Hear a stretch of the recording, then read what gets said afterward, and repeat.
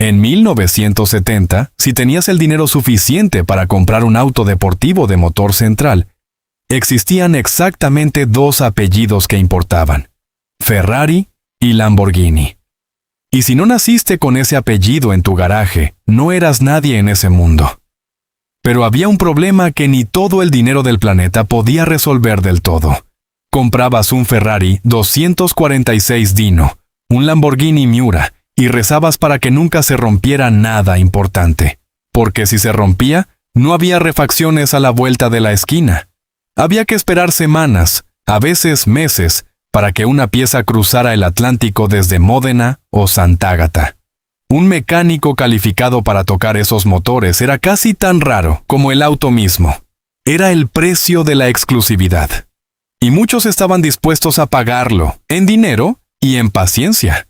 Pero un hombre, un argentino que había fracasado como piloto de Fórmula 1, pero que se rehusaba a fracasar como algo más grande, miró ese mercado cerrado y vio algo que nadie más quiso ver: una grieta.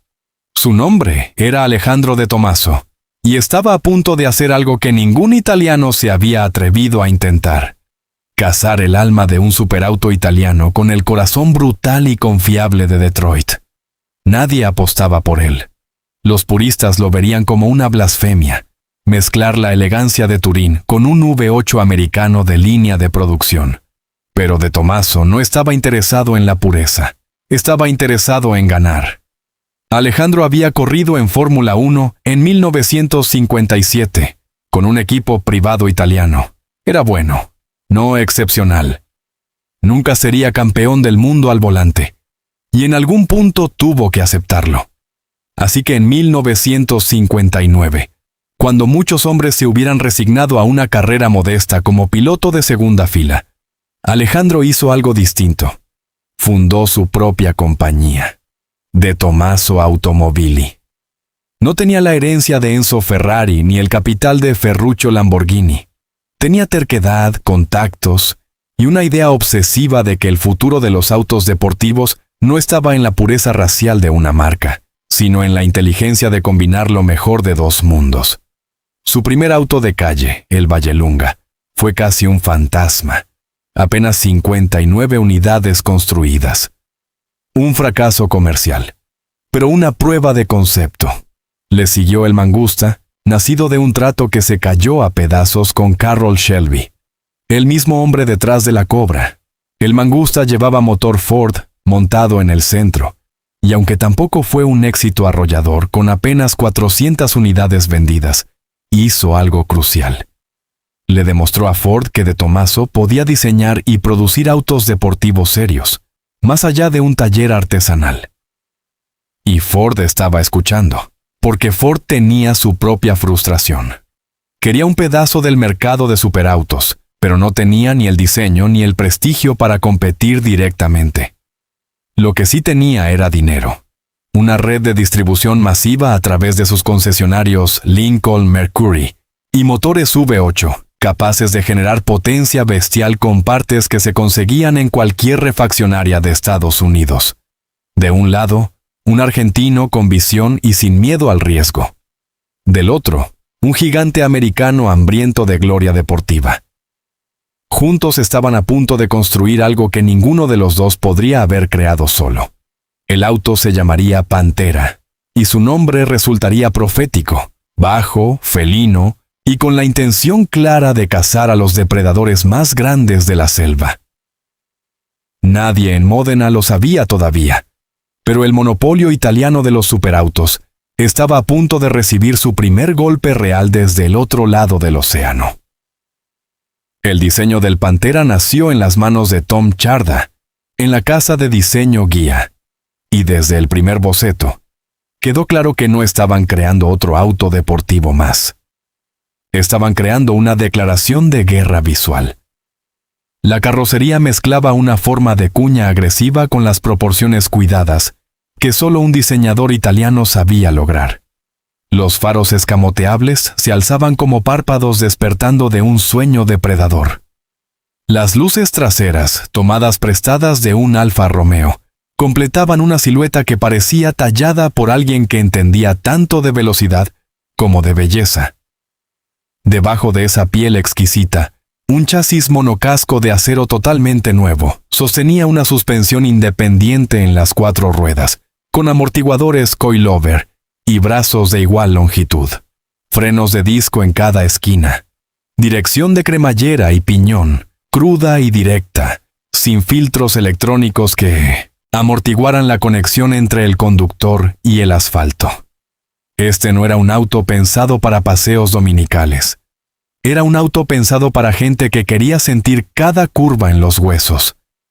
Y en el corazón de todo, montado justo detrás del habitáculo, un V8 Ford Cleveland de 351 pulgadas cúbicas, 330 caballos de fuerza en su versión de fábrica, más torque a bajas revoluciones del que cualquier Ferrari V12 de la época podía soñar con ofrecer.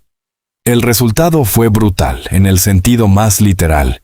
Un auto de apenas 1.430 kilos en seco, capaz de ir de 0 a 100 en 5,5 segundos, con una transmisión de 5 velocidades que lo llevaba hasta los 257 kilómetros por hora. El cuarto de milla caía en los bajos 14 segundos. Números que hacían sudar a cualquier ingeniero en Módena. Pero lo que realmente cambiaría las reglas del juego no era solo la velocidad, era el precio. Cuando el Pantera se presentó al mundo en el Salón del Automóvil de Nueva York, en 1970, la cifra que apareció junto al auto dejó a la industria boquiabierta, apenas por debajo de los $10,000. La mitad, literalmente la mitad, de lo que costaba un Lamborghini Miura, un auto que además compartía la misma distancia entre ejes. Por primera vez, alguien que soñaba con un superauto de motor central no tenía que ser millonario. Tenía que ser, simplemente, alguien con buen trabajo y mejores prioridades. La prensa se volvió loca, el público, todavía más. Y para 1971, los primeros Pantera cruzaban el Atlántico rumbo a los concesionarios Lincoln Mercury en Estados Unidos.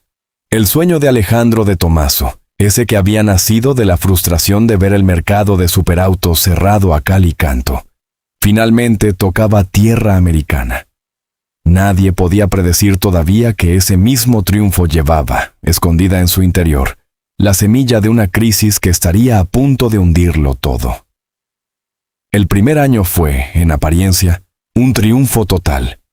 1,000 unidades vendidas en Estados Unidos. 300 más colocadas en otros mercados. Para un auto artesanal, construido por una compañía pequeña dirigida por un expiloto de carreras sin la maquinaria industrial de un gigante automotriz, era una cifra casi milagrosa. Pero detrás del brillo de las ventas, algo empezaba a pudrirse. Los primeros Pantera, esos autos construidos a mano en talleres italianos, con la prisa de satisfacer una demanda que había explotado más rápido de lo que nadie anticipó, no eran perfectos. Estaban lejos de serlo. Los ajustes de las piezas de carrocería eran irregulares. Los detalles de terminación, esos pequeños toques que distinguen a un auto de lujo de un auto ensamblado con prisa, simplemente no estaban a la altura de lo que un comprador que pagaba $10,000 tenía derecho a esperar. Y para Ford, esto no era un simple problema estético. Era un problema de reputación con consecuencias reales.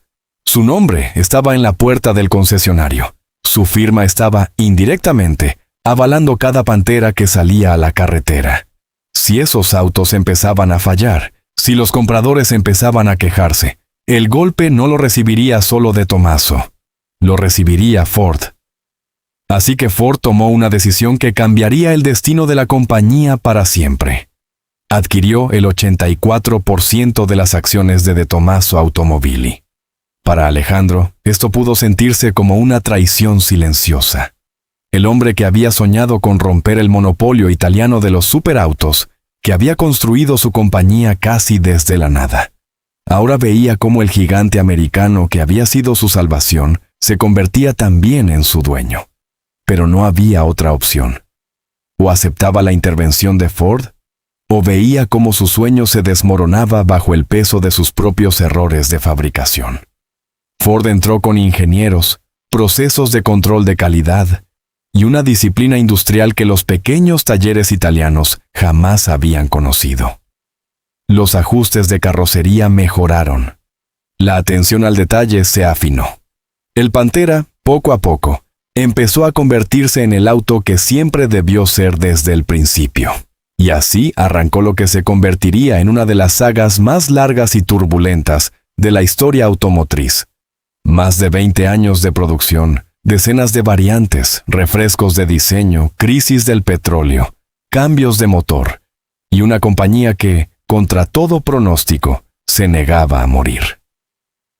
Nadie en ese momento imaginaba que el auto que casi se hunde por su propia calidad terminaría sobreviviendo a Ford, a las regulaciones de emisiones, a una crisis energética global y hasta a la muerte de su propio motor original. El Pantera apenas empezaba a pelear por su vida. Para 1972, el Pantera recibió sus primeros ajustes desde el lanzamiento.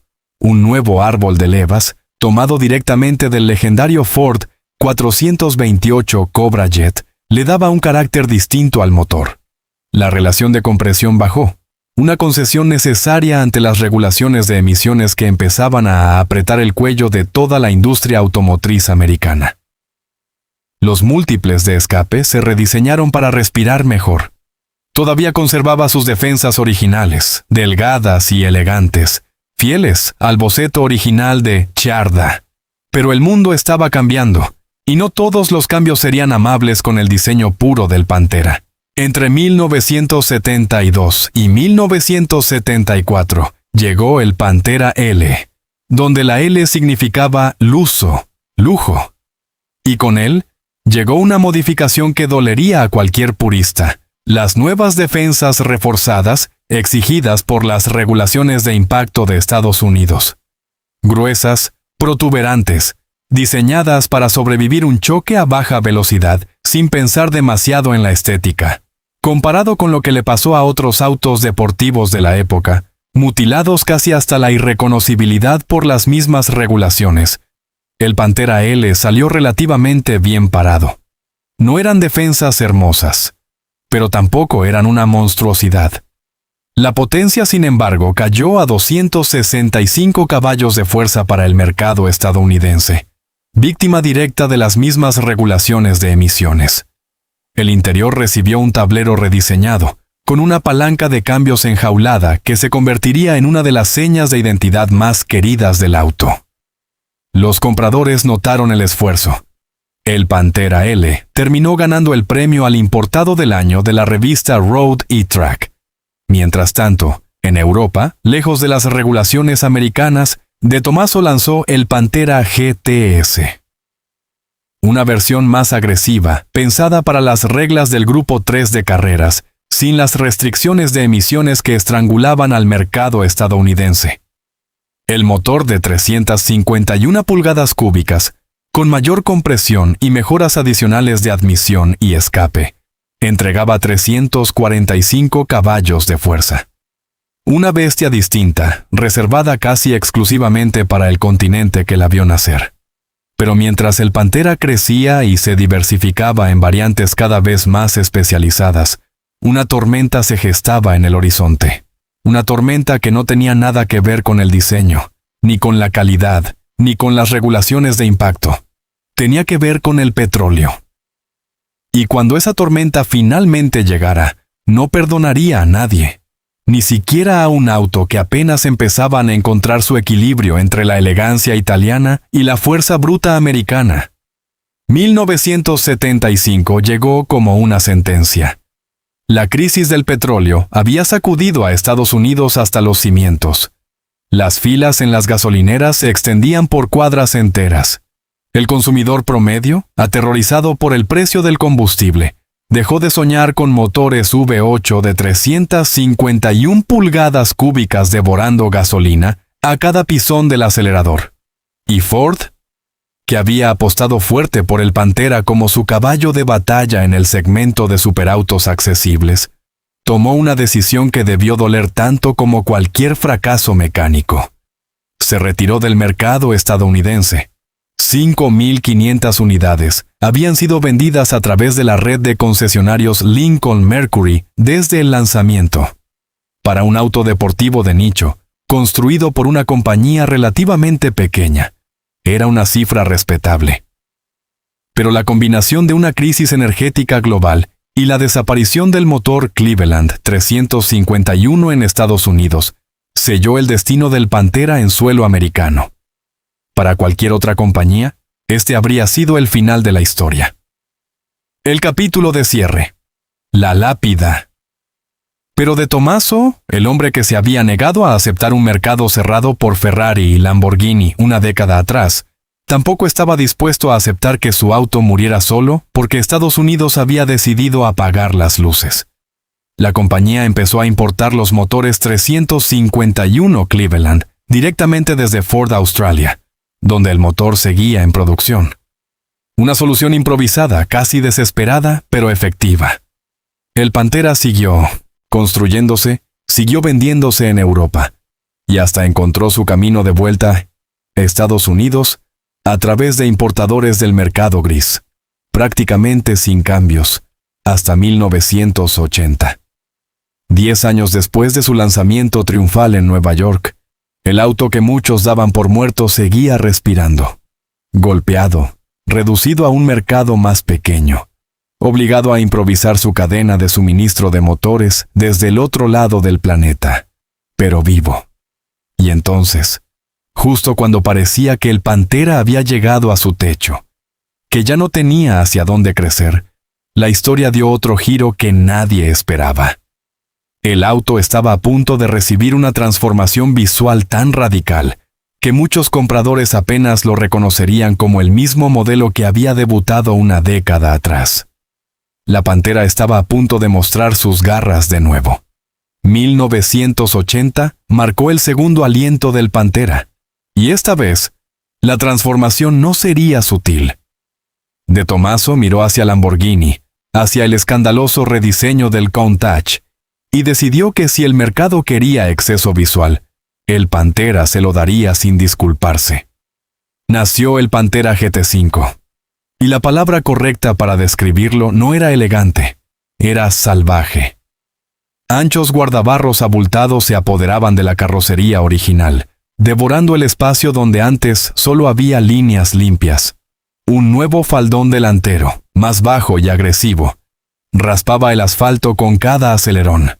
Y coronando todo, un alerón trasero gigantesco que parecía sacado directamente de un auto de carreras de resistencia, no de un modelo de calle. Las llantas traseras crecieron hasta proporciones casi cómicas para la época. 345 milímetros de ancho, devorando el asfalto con una autoridad que el Pantera original jamás había tenido. Y sin las cadenas de las regulaciones de emisiones americanas atándolo, el motor volvió a respirar libremente, superando los 350 caballos de fuerza. Poco después llegó el GT5S, una evolución del mismo concepto pero con líneas más pulidas.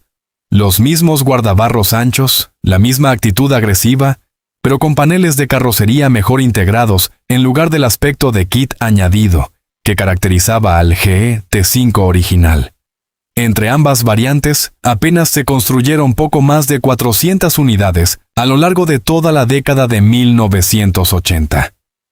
Para entonces, cualquier observador externo habría dicho que el Pantera ya había vivido más vidas de las que cualquier auto deportivo tenía derecho a vivir. Nacido en 1970, sobreviviente de una intervención de calidad por parte de Ford, sobreviviente de una crisis del petróleo que mató su mercado principal, sobreviviente de una cadena de suministro de motores improvisada desde el otro lado del mundo, y ahora reinventado con una estética digna de los años 80 más extravagantes. Muchos asumieron que el GT5, ese sería el capítulo final, que después de una década de reinvenciones constantes, el viejo chasis de acero de 1970 simplemente no tenía más sorpresas que ofrecer. Se equivocaban. El Pantera todavía guardaba una última carta bajo la manga, y esa carta llevaría la firma de uno de los diseñadores más legendarios en la historia del automóvil deportivo italiano. 1990, 20 años después de aquel debut triunfal en el Salón de Nueva York, algo imposible sucedió. El Pantera, ese auto que muchos consideraban un fósil viviente, un dinosaurio mecánico aferrado a un chasis diseñado 2 décadas atrás, recibió un renacimiento que nadie vio venir. De Tomaso llamó a Marcello Gandini. Para cualquiera que conociera la historia del diseño automotriz italiano, ese nombre por sí solo bastaba para detener el tiempo. Gandini era el hombre detrás del Lamborghini Miura, el hombre detrás del Countach, el hombre que, ese mismo año, también estaba dando forma al diablo. Un diseñador cuya firma había definido literalmente cómo se veía un superauto italiano durante más de 2 décadas. Y ahora, ese mismo genio ponía sus manos sobre el Pantera. El resultado fue el Pantera 90 SI. Y lo que Gandini logró rozaba la magia. No era simplemente un Pantera con parches nuevos. Era una reinterpretación completa que, de alguna manera imposible, seguía siendo inconfundiblemente un Pantera. La misma sensación que Porsche lograría años después con sus generaciones del 911. La silueta original, reconocible al instante, pero renovada hasta sentirse completamente nueva. Las líneas tomaban inspiración del Ferrari F40, el superauto más deseado del momento.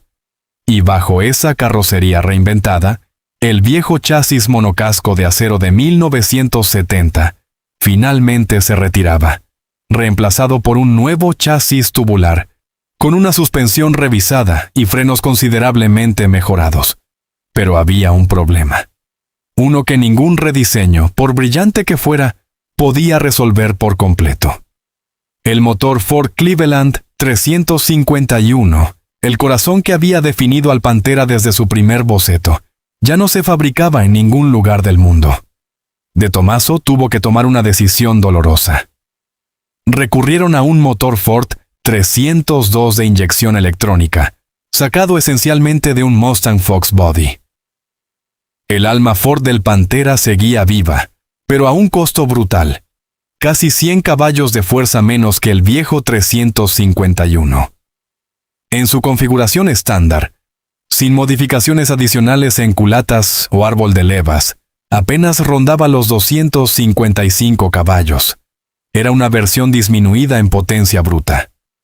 Pero en espíritu, en diseño, en la insistencia terca de seguir existiendo contra todo pronóstico, el Pantera 90 S-Star representaba algo mucho más grande que sus números en el papel. Representaba 20 años de negativa absoluta a morir. Entre 1990 y 1993, De Tomaso construyó apenas 41 unidades del Pantera 90 SI, 41 autos. Un número tan pequeño que resulta casi imposible de comprender, comparado con las miles de unidades que se habían vendido durante los años de gloria en Estados Unidos. Pero cada uno de esos 41 ejemplares llevaba consigo 2 décadas de historia, de reinvención, de terquedad pura. Y entonces, en 1993, después de 23 años ininterrumpidos, la producción del Pantera se detuvo definitivamente. En su lugar, De Tomaso presentó al Guará, pensado como el sucesor natural. Un auto que, en el papel, tenía todo para continuar el legado. Pero el Guará nunca capturó la imaginación del público de la misma manera. Nunca alcanzó el estatus mítico que el Pantera había construido a pulso durante más de 2 décadas de reinvenciones, crisis y regresos improbables. Para muchos entusiastas alrededor del mundo, el final del Pantera se sintió como el cierre de un capítulo que jamás debería haber existido en primer lugar, y que, sin embargo, contra toda lógica industrial, había sobrevivido más tiempo que la mayoría de sus rivales directos. Piensa en todo lo que este auto tuvo que atravesar. Nació de la frustración de un expiloto de Fórmula 1 que se negó a aceptar que el mercado de superautos perteneciera exclusivamente a los apellidos italianos consagrados. Sobrevivió una crisis de calidad tan grave que Ford tuvo que intervenir y comprar el control mayoritario de la compañía para salvar su propia reputación. Sobrevivió una crisis del petróleo que aniquiló a la mayoría de los autos deportivos de motor grande de la época. Sobrevivió la desaparición de su propio motor original, obligando a la compañía a importar bloques desde el otro lado del planeta, y décadas después, a sustituirlo por completo. Y en su último aliento, encontró la manera de reinventarse una vez más, bajo las manos del mismo diseñador, que había dado forma a los superautos italianos más icónicos de la historia. Ningún Ferrari, ningún Lamborghini de esa misma época tuvo que pelear tan duro simplemente para seguir existiendo. Hoy, más de 30 años después de que se construyera el último Pantera 90 SUV, el auto ocupa un lugar extraño y hermoso en la historia automotriz. No es venerado de la misma manera que un Ferrari 246 Dino o un Lamborghini Miura. No lleva el peso simbólico de una marca que nunca dejó de fabricar superautos deportivos de manera ininterrumpida. Pero entre los verdaderos entusiastas, entre la gente que realmente entiende lo que costó mantener este auto con vida durante más de 2 décadas, el Pantera ha alcanzado un estatus que muchos rivales italianos jamás lograron: el de leyenda accesible. Porque a diferencia de sus rivales de motor central de los años 70, el Pantera sigue siendo comparativamente alcanzable. El sueño original de Alejandro de Tomaso, ofrecer la experiencia de un superauto de motor central, sin el precio prohibitivo de un apellido italiano consagrado, de alguna manera sigue vivo hoy en el mercado de autos clásicos. Es también uno de los candidatos favoritos para proyectos de restomod. Entusiastas de todo el mundo toman chasis de Pantera y los transforman con motores modernos, suspensiones actualizadas, electrónica del siglo XXI. Todo mientras conservan esa silueta italiana inconfundible, diseñada por Tom Charda hace más de 5 décadas. Es la oportunidad de construir tu propia bestia italoamericana, a una fracción de lo que costaría hacer lo mismo con un chasis de Ferrari. Y quizás ahí está la verdadera lección detrás de la historia del Pantera. No ganó por ser el auto más rápido de su época. No ganó por tener el linaje más puro, ni la ingeniería más sofisticada, ni la fábrica más grande. Ferrari tenía la herencia, Lamborghini tenía el espectáculo. Pero ninguno de los dos tuvo que reinventarse tantas veces, ni pelear tan duro, simplemente para mantenerse con vida. El Pantera ganó por negarse a morir. Una y otra vez, durante 23 años, ante crisis de calidad, crisis de petróleo, motores descontinuados, y un mercado que cambiaba las reglas cada década. Cada vez que el mundo le decía que su tiempo había terminado, el Pantera encontraba una manera de volver a rugir. Al final, la historia del de Tommaso Pantera no es solo la historia de un auto. Es la historia de un hombre que se negó a aceptar las reglas de un juego que no había escrito. Alejandro de Tomaso pudo haberse conformado con ser un piloto de Fórmula 1 decente y olvidado. Pudo haberse conformado con el fracaso comercial del Vallelunga o con las ventas modestas del Mangusta. Cualquier hombre razonable habría entendido esas señales como una invitación a rendirse. En cambio, construyó una alianza improbable con Ford, un gigante americano que ni siquiera fabricaba superautos serios. Y juntos, crearon algo que ninguna de las dos partes podría haber logrado por separado. Un auto con alma italiana y corazón americano. Elegancia europea sostenida sobre la confiabilidad bruta de un V8 de Detroit. Y cuando ese sueño estuvo a punto de derrumbarse por problemas de calidad, cuando la crisis del petróleo le arrebató su mercado más grande, cuando su propio motor desapareció de la faz de la tierra, el Pantera encontró la manera de sobrevivir. No porque fuera perfecto, nunca lo fue, sino porque detrás de cada crisis había gente dispuesta a improvisar, a rediseñar, a importar motores desde el otro lado del planeta si era necesario, con tal de que el corazón del auto siguiera latiendo. Eso es lo que separa una leyenda de un simple producto exitoso, no la ausencia de fallas. La negativa absoluta a dejar que esas fallas escriban el final de la historia. Hoy, Cuando alguien ve un Pantera estacionado junto a un Ferrari o un Lamborghini de la misma época, puede que no vea el linaje más puro, ni la ingeniería más refinada. Pero si conoce la historia completa, sabe que está viendo algo distinto, la prueba viviente de que no hace falta nacer con el apellido correcto para dejar una marca imborrable en la historia del automóvil. Alejandro de Tomaso no tenía el escudo de un caballo rampante, ni el toro embistiendo. Tenía terquedad, una alianza improbable, y un felino de acero dispuesto a cazar entre gigantes durante 23 años. Y eso, al final, resultó ser más que suficiente.